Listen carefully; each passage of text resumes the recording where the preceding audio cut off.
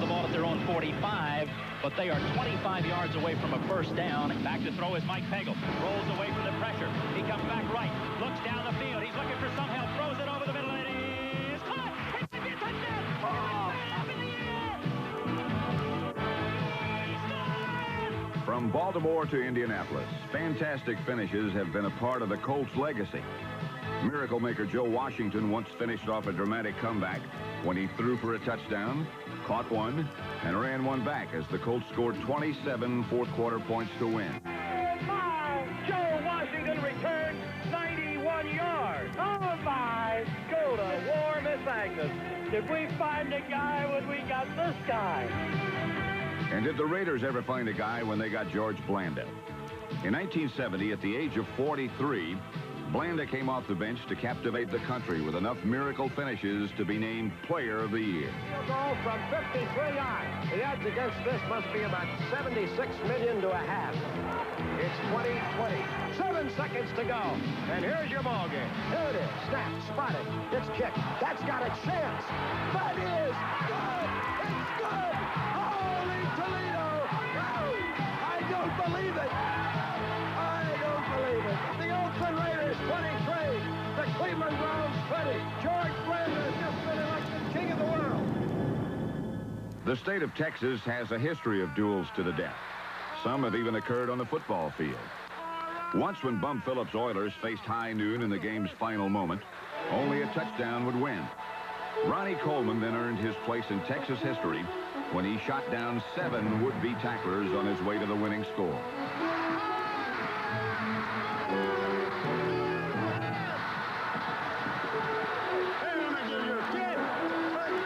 But the Oilers have never given the kiss of death as often as their neighbors, the Dallas Cowboys.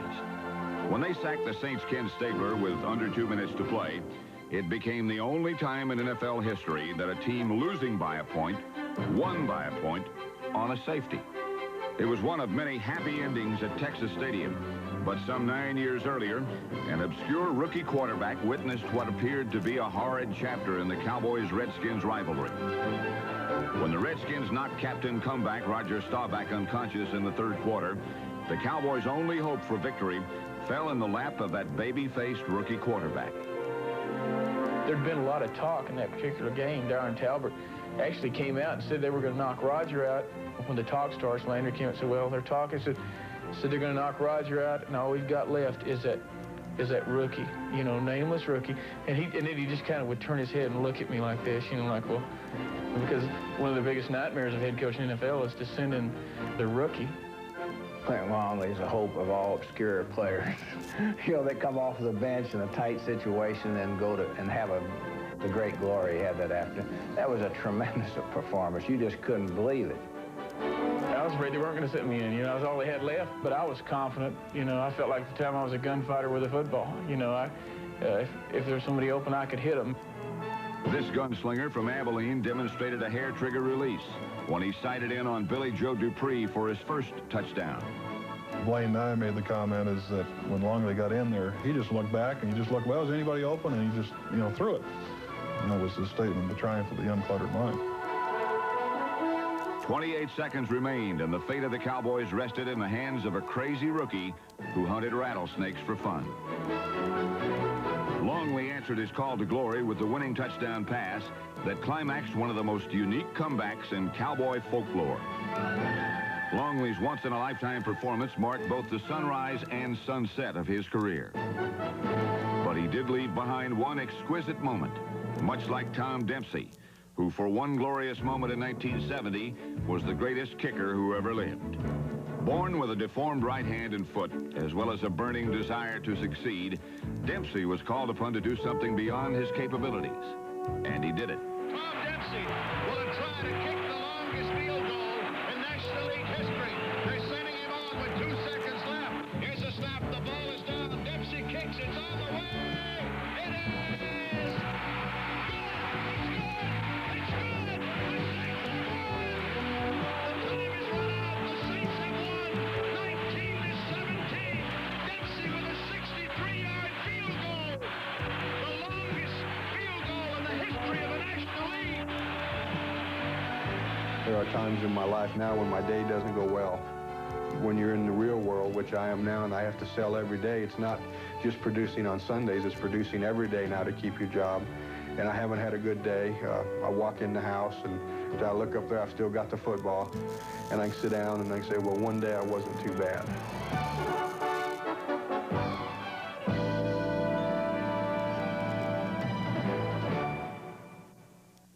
Dinner with John Madden in the Citibank. 3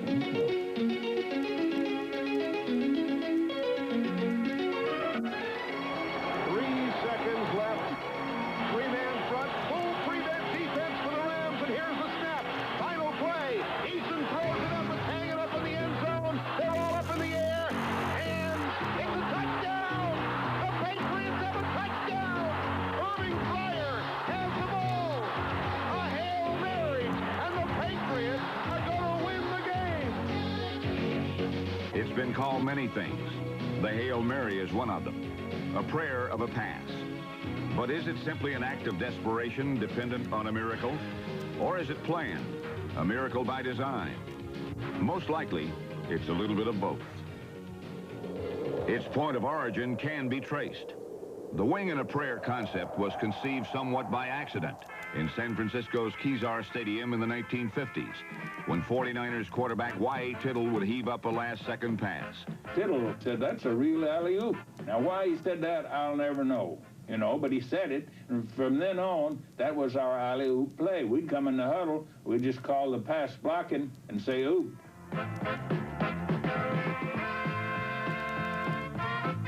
Named after a vaudeville routine, the alley-oop catch became the specialty of a receiver named R.C. Owens. In San Francisco, they talk about the fans standing twice during a ball game. They stood for the national anthem, and they always stood for the alley-oop pass. 10 seconds left. The Lions lead it, 31-28. Again, Owens flank to the right. This has got to be the alley-oop. There is no time for anything else. Tittle throws. Owens is double-teamed. He's going downfield near the goal line. He goes up. He's got it! A great catch! A 40-yard! The Atlanta Falcons call it the Big Ben, the pass that beats the clock. So the Falcons will have to go 57 yards for a score here, and they need a touchdown, not a field goal. 3 wide receivers, they're all on the right. Bartkowski with a snap, drops the throw. Clock is running now, down to 17, throws long. Everybody's down there. The Saints look like they're there. There's the ball in the air. Jackson catches it. Touchdown, Atlanta!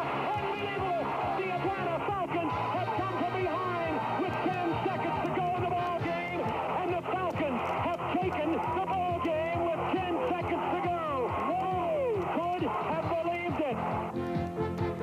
Well, it's a design play, but it also has to be a lucky play for you to catch it. I mean, it might happen 1 out of 25 times. We probably have had as many successful Hail Mary plays as any of a team in the National Football League, and we do practice it. But I've got to say that there's more fortune involved than skill, although skill does come into play. You have to have good athletes that can recognize where that ball is going to be and take advantage of it. A Hail Mary pass dug the Vikings out of a hole and put them in the playoffs in a late-season game against the Browns. They trimmed the lead from 14 points to 1 with 1 play left. Oh, my goodness. 2 missed field goals and 2 extra points. And the Vikings trail by 1, but the crowd has not given up yet. 23-22 in favor of Cleveland. 5 seconds left. First down, Cleveland 46. Back to pass. He's going deep down the right side, and it is fought for, and it's touchdown! Rashad! Rashad! I don't believe it! I don't believe it! The Vikings are in the playoffs. Absolutely one of the great dramatic finishes of any football game anywhere.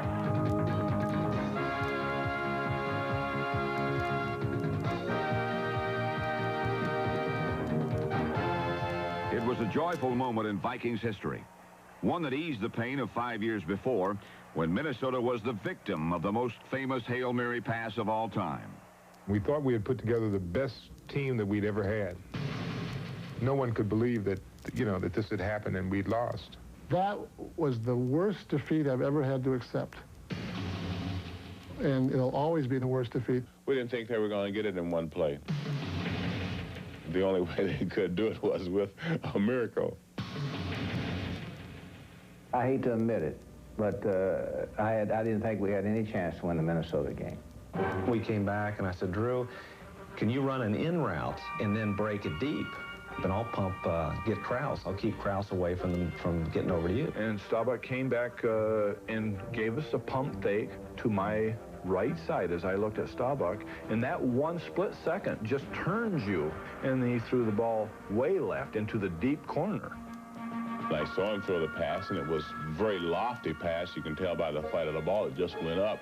I relaxed when he released the ball because I just thought there was no way that there would be anyone there to receive it. The blessing to the whole play was that Staubach underthrew me on the play, and I was able to put on the brakes and come back. Nate fell down, and I couldn't believe when I had the ball. The fans in Minnesota, of course, couldn't believe it either.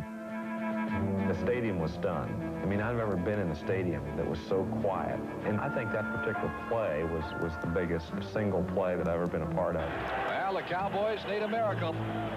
2nd and 10. Cowboys from the 50. Again, Staubach has him in the shotgun formation. Roger takes the snap.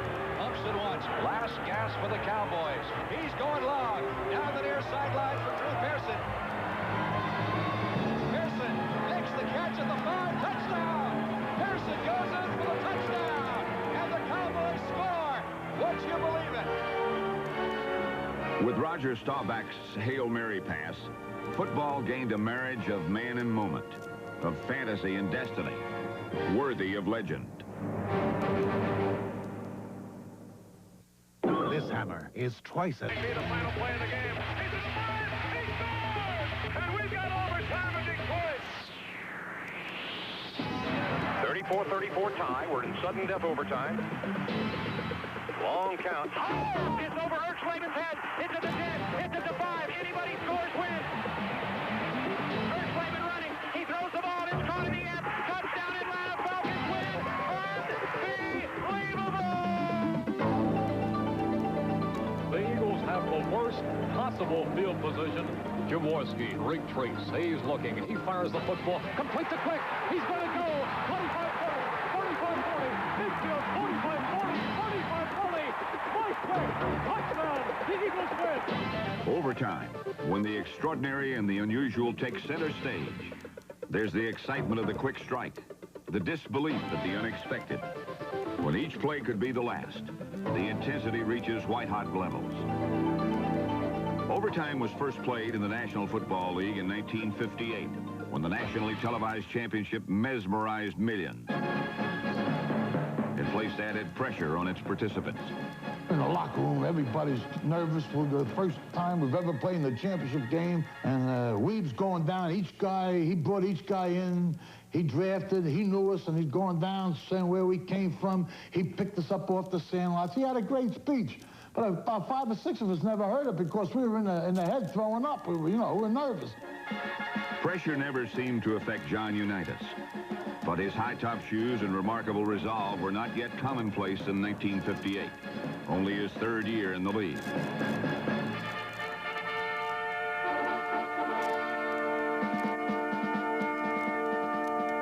Desperate times can produce heroic performances.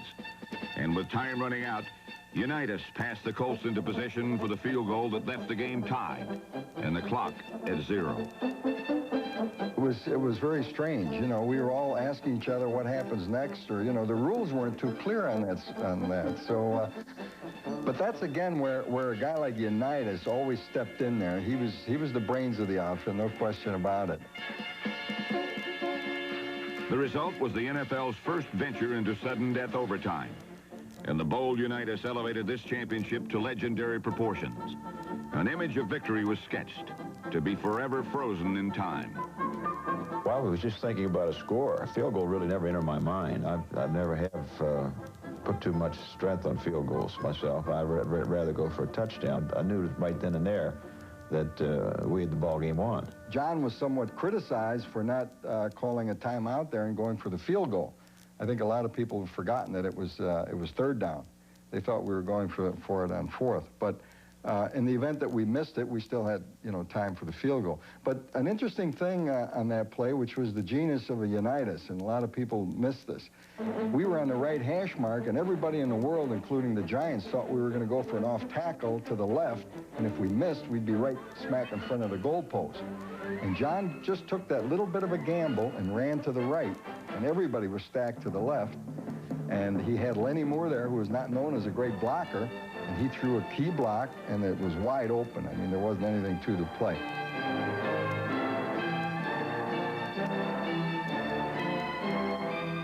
coach at the line of scrimmage. Unitas takes. He gives to Amici, and the ball game is over. Alan Amici has scored the touchdown, and the Baltimore Colts are the professional football champions of the world. Baltimore 23, the New York Giants 17. It wasn't a picture-perfect type game. I think it was just a dramatic ending that most people remember. And it was the greatest game I ever played in, I'll put it that way. The chance of seeing a fantastic finish increases dramatically in overtime. But no one could have been prepared for what they witnessed at Lambeau Field in Green Bay on the opening Sunday of the 1980 season. It was truly theater of the absurd.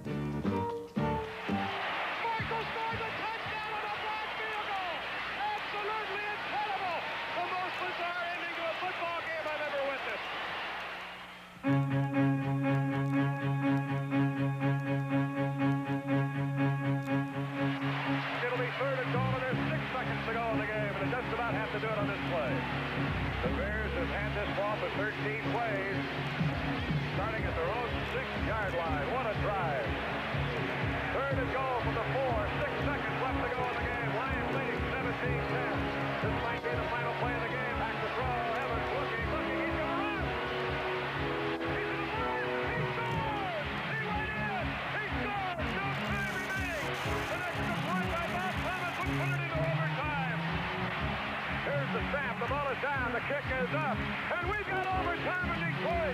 The Bears heroically come from behind to tie on the final play at 17-17. We're underway here in overtime. Davey Williams at the 5, to the 10, to the 15, to the 20. He breaks through to the 25, to the 30, coming to the near sideline. He's to the 40, he's to the 50. Down the sideline, he's to the 30. He may score. He's going to win it. A kickoff return by Davey Williams, and the Bears win it in unbelievable fashion. Do you believe that? A 95-yard kickoff return, and the Bears are absolutely going crazy. Man, look at all these cans. They're worth a fortune.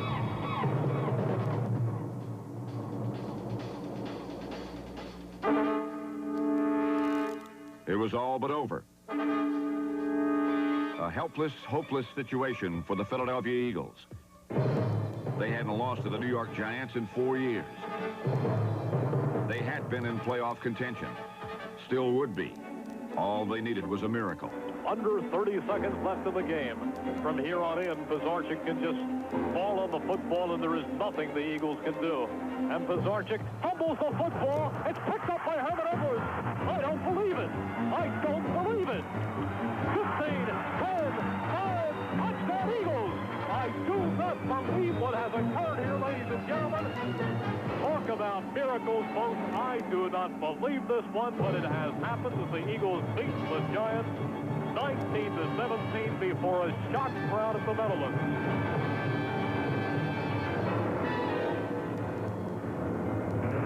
Winter in New England, not the vacation of choice for the Miami Dolphins, especially after they fell prey to a bizarre chain of events that left wounds that even time will not heal. It's the first time since I've been in professional football we've ever taken such serious exception to something which happened on the field. That kind of thing should not occur as a result of somebody putting a snowplow run by a convict with a day off from prison out onto the field to give special advantage to the home team. I think it's the most unfair thing that I've ever been associated in coaching.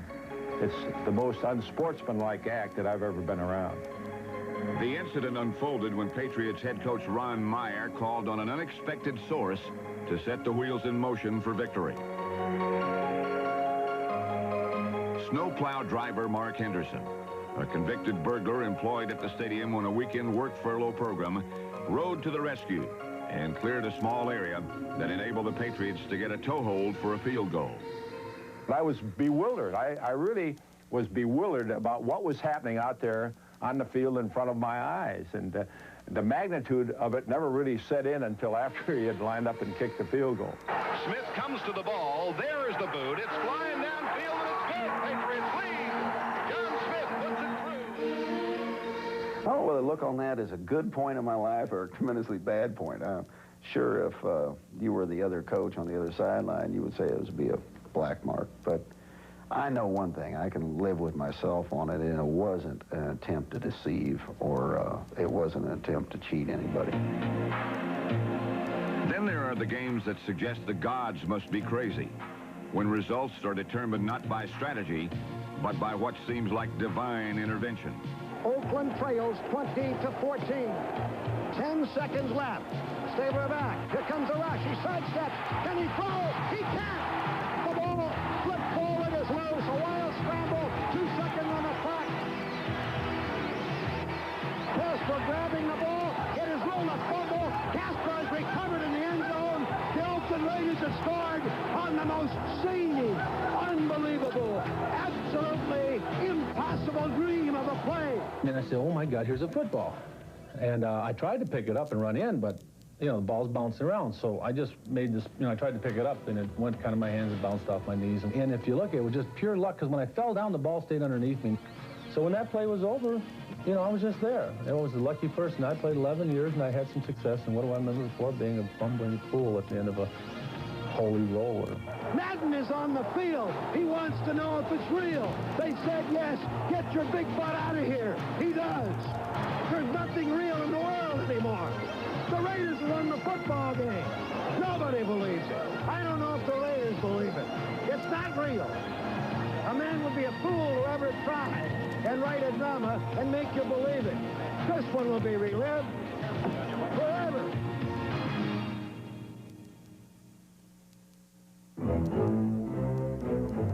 The Raiders were not so fortunate on one visit to Pittsburgh's Three Rivers Stadium. With a seemingly safe 1-point lead, it appeared that the Raiders had stopped the Steelers.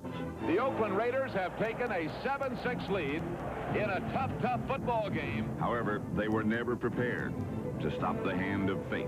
And this crowd is standing, 50,000 of them, seeing their team go behind by 1 point. It's down to one big play, 4th down and 10 yards to go. Terry Bradshaw at the controls. Bradshaw running out of the pocket, looking for somebody to throw to, fires it downfield. And there's a collision. That's caught out of the air. The ball is pulled in by Franco Harris. Harris is going for a touchdown for Pittsburgh. Franco Harris pulled in the football. I don't even know where it came from. Well, the thing about that play that bothered me then, bothers me today, and will bother me until the day I die, is that in the history of football, when a guy crosses a goal line, it's either a touchdown or it's not. They didn't call it a touchdown. They didn't know if it was a touchdown. The referee leaves that huddle, which was in the end zone, and he goes over to the dugout on the Pittsburgh Steelers side, and he gets on the phone. And there's a lot of stories about who he called and what happened. But Mario Hubbard said that he overheard him, and what he actually did, he called the police. And he said, I'm the chief official in this ball game, and how many cops do you have to escort me off the field if I tell you what happened, which was that the ball hit Pittsburgh and there's no touchdown? The guy said, all I can give you is 6 police. He says, 6? Is that all? He says, that's all you get. He says, in that case, 6 for Pittsburgh. From out of nowhere came Franco Harris, riding a white stallion down the field, heading up Franco's Italian army, charging under the football, and galloping off into the sunset.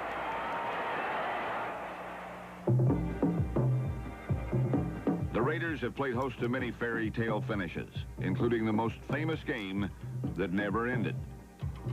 Against Joe Namath's Jets, the lead changed hands 6 times before New York took a 3-point lead with precious little time remaining. In this nationally televised game, the Raiders began their final, if not futile, drive. Then, precisely at 7 p.m. Eastern Stadium time, a network television decision was made to preempt the final minute of the game and return to regularly scheduled programming. That Sunday evening, it was the story of Heidi, the lovable little Swiss mountain girl. The sudden switch left millions of TV viewers unaware of what transpired in Oakland. Only those in the stadium and radio listeners would know. So Heidi's story began. As she was taken by her aunt to live with her grandfather in the mountains, no one at home saw the Raiders' Charlie Smith take a pass 45 yards for a score. As Smith ran through the Jets, Heidi was on her way down the mountain with her grandfather, headed for town. Back in Oakland, the Raiders headed for the end zone again for their second touchdown in 8 seconds. So, while much of America followed Heidi's adventures with grandfather, Clara, Peter, and his herd of goats, they missed the conclusion of what will forever be known as the Heidi game, the most fantastic finish never seen.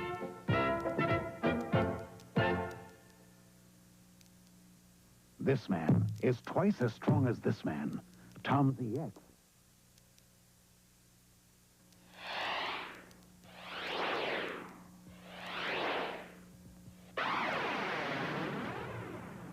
The 49ers will start out this 1987 season with an 0-2 record.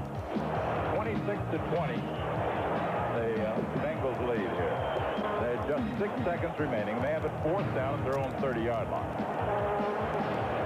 And a give on to Brooks, and Brooks is tackled and stopped, and the play will be ruled dead right there. So there's 2 seconds left, and Montana will get one throw. There's 2 seconds. Taylor and Clark and Wilson go to the far side, right to the near side. Don't be surprised that he forgets those 3 and goes to right. Here's Montana throwing for the end zone, right place. He got it. Touchdown, 49ers. They win it. Rice caught the ball for the touchdown. The 49ers have won it. That's an incredible ball game, my friend. When all appears lost, with no hope of victory, that's when the comeback takes on epic dimensions. Joe Montana and the 49ers have composed many magic moments. Montana back to throw. Big rush put on. He throws. He completes it underneath to Dwight Clark. He's the 40, the 45. He's the 50. He goes to the 40. It's a foot race. The 30. The 10. The 5. Touchdown, 49ers. That may be the one play that'll wake up the 49ers. Back to throw Montana. He's being rushed. Look out. He throws. It has Solomon open at the 5. Breaks the tackle. Goes the outside. Touchdown, 49ers. Elliott trying to find some room. He does.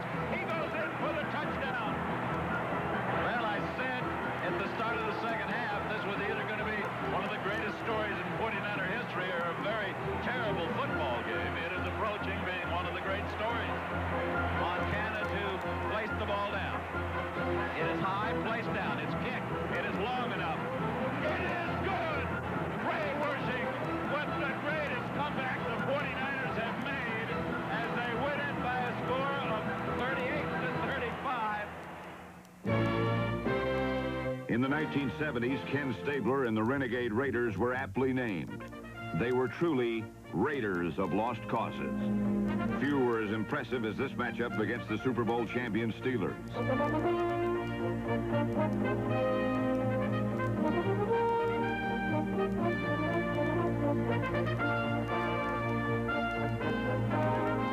Oakland trailed by 2 touchdowns with less than 5 minutes remaining, but rallied to score 17 points to avenge 2 consecutive AFC Championship game defeats.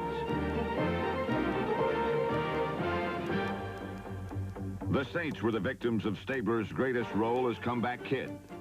In a frantic fourth quarter viewed by millions on Monday night television, the Snake uncoiled 3 scoring passes in the final quarter to take the bite out of New Orleans. Stabler back under heavy rush, gets to Branch to the 42, gets away, dances to the left, 30, to the 50, to the 40. To the 30, he's going to go all the way. The 20, the 10, the 5, touchdown Raiders. And another dazzling, unbelievable play. Stabler back, he's going to pass, looking one way, comes back to the right, throws to Branch on the 2, scrambles. Touchdown Raiders. What an incredible story.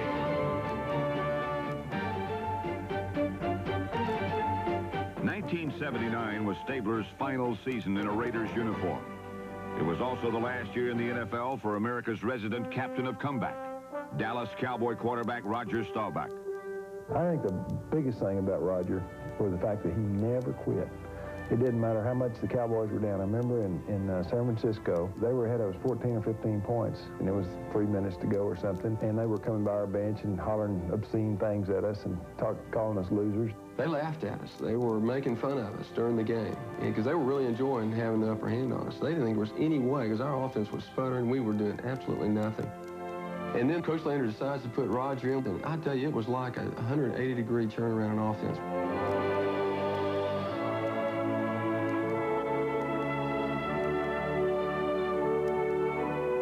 It was the most unbelievable comeback because we were totally out of it. There wasn't even a pulse at one time during that game that we were going to win that game.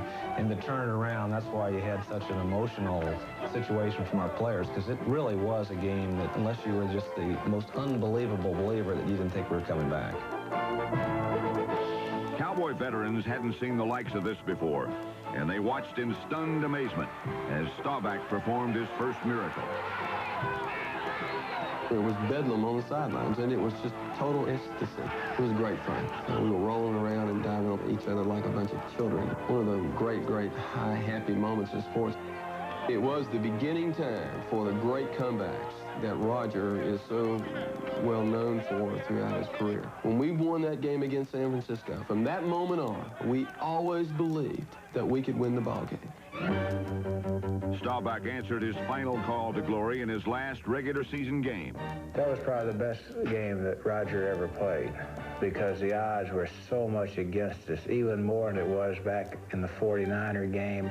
He had to bring our club back against a very fine Redskin team that really had us on the ropes. And Riggins has a big hole, first down the sideline, 40, 30, he's gone to the 20, the 10, he's still on his feet, touchdown, a 66-yard run by Riggins, and that may be more than the Cowboys can overcome. I was recording the game with KRLD as a guest broadcaster that day, and in my heart, I believed that the Cowboys were going to win the game. And my announcer, the co-announcer with me, Brad Shim, kept saying, "Hey, Charlie, there's no way. The game's over." I said, "Brad, hey, you got to believe that this team can win." We always believed that if we could just get the ball back to Roger somehow. Clock is running, 2:38 left in the game. Can it happen again? Can they come back again? Shotgun formation, Staubach looking into the face of a four-man rush, throwing, caught, springs, go. Touchdown. Touchdown, Ron Springs. 2:20 left in the game. Can they do it again? You gotta believe, Brad. Woo! A minute one left in the game. This is an all-timer. Cowboys at the Redskin 33. Second down 10. Trailing by 6 points. From the shotgun. Staubach has time. Throws. Caught. You gotta love them. I mean, you gotta love the Cowboys. They're the most exciting team in the NFL. They can pull it out. 42 seconds left in the game. Redskins lead by 6. How do you live like this? How can you live like this, doing this every week? This is what it's all about. This is a killer. Second down and 8 from the 8-yard line. No shotgun this time. Staubach throwing in the end zone. Cody Hill, touchdown! Cody Hill! The Cowboys have won the East. The Cowboys have come from behind twice, unbelievably. It was one of those routine Staubach spectaculars. Simply the impossible made it come true. There was none better at that. 23 times in his remarkable career, Roger Staubach had overcome defeat in the final minutes. When the tournament's over, there's one more fantastic...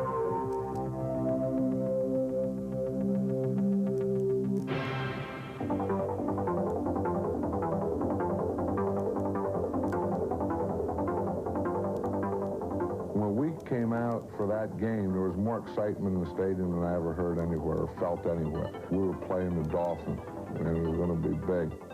I'm excited, the team's excited, we're going to get them, and we kick off. You know, the opening kickoff crescendo, you know, like, ooh, whap, we kick the ball. They get the ball, and phew, all the way back. He runs, I think it was Nat Moore, ran it back 100 yards. And now here we were, you know, Black Sunday, Raiders, revenge, Dolphins, get them in Oakland, fans crazy, team crazy, good, gonna do it. And the opening kickoff in our park, and they run it back all the way. The game would become a seesaw struggle that stretched and snapped the emotions of all who watched. Going there now. Here's the deep one, the Brad, deep. He's got it!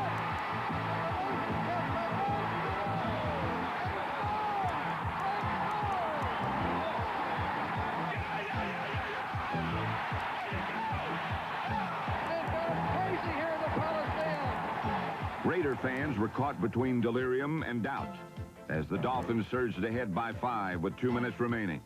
This tense drama cried out for a crashing climax.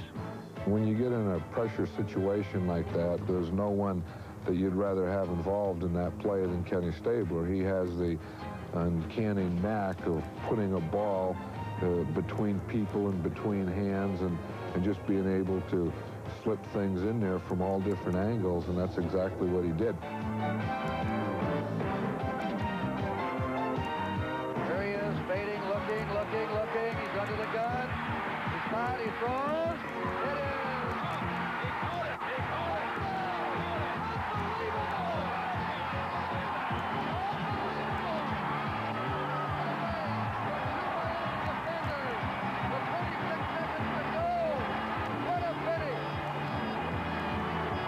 See a better game than this one, ladies and gentlemen. I'm sure you'll agree. Frankly, it was maybe the greatest football game I've ever seen. It was just incredible.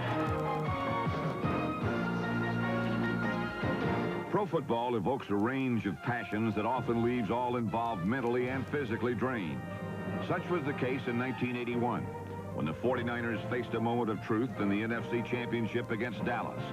It was a moment that will live forever. So fasten your seatbelts now. We got turbulence and plenty of it here at Candlestick Park now. Everything hangs in the balance now. The season, the outcome of a Super Bowl berth hangs in the balance. Montana rolling out the right, looking toward the end zone, throwing under pressure, throws his pass. Caught by Clark. Clark got a touchdown. Clark has it. It's a touchdown for the 49ers. It became known quite simply as the catch, and it will always burn brightly in the corridors of our memory. Very often, it's the magnitude of the game that brings out the best in its men.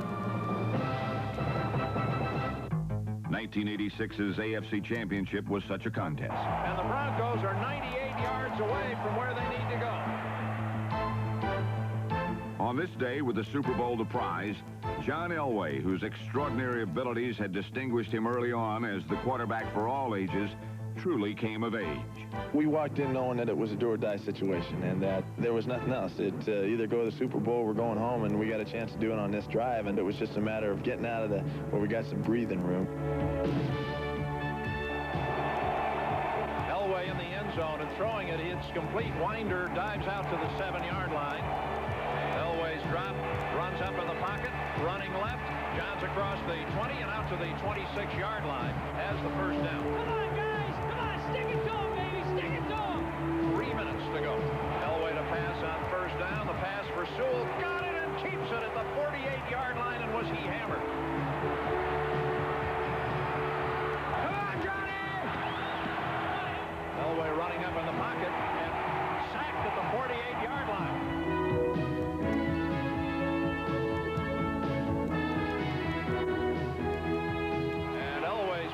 Is coming and caught. First down at the Cleveland 27-yard line. Elway and the Broncos moved down the field as if decreed by some higher order. There was little sense of desperation as number 7 calmly pointed the way to the end zone.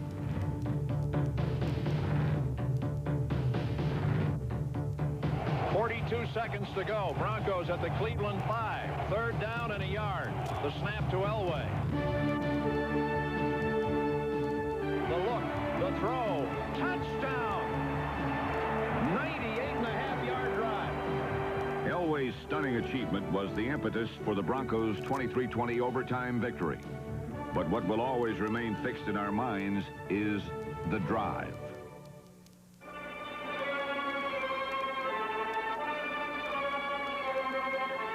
The operator said, very cheery, "Good morning, Mr. Rensel. It's 8 a.m. It's 15 below zero, and there's a 20-mile-an-hour wind coming out of the northwest. Have a pleasant day." On the coldest New Year's Eve in Green Bay history, they played the 1967 NFL Championship. I guess one of my most vivid memories of that game is of Bob Hayes, the wide receiver for the Dallas Cowboys, running his pass patterns with his hands in his pants. He put both hands down in the front of his pants, and he would run a pass pattern with his hands still in his pants. Hayes' world-class speed was not the only thing muffled by the brutal weather conditions. Meredith was sitting in the huddle, and he gets on one knee and he goes, "Red right, how do you go on who?" I said, "That's easy for you to say, Don, but what did you say?" And what was happening was his cheeks were freezing, and he couldn't talk, and his ability to formulate the words was leaving him. But 8 seconds into the fourth quarter, the frozen lips of Don Meredith formed a bold yet risky call. A halfback option pass from Dan Reeves to Lance Rensel. The pass sliced through the high winds and frigid air to carve out a 17-14 Cowboy lead. But this was Packer weather. Here, men first conquer the elements, then their opponents. In a survival test that called for guts and desire, Green Bay marched 68 yards to doomsday's doorstep. It was a truly classic contest, resolved in the final seconds. Here are the Packers. Third down, inches to go. To Bader. 17-14. Cowboys out in front. Packers trying for the go-ahead score. Starr begins the count. Takes the snap. He's got the quarterback. It was a finish as rare as a masterpiece painting when men sketch out images of victory. From miracle makers to raiders of lost causes to the Ice Bowl, these are fantastic finishes that will be forever frozen in time.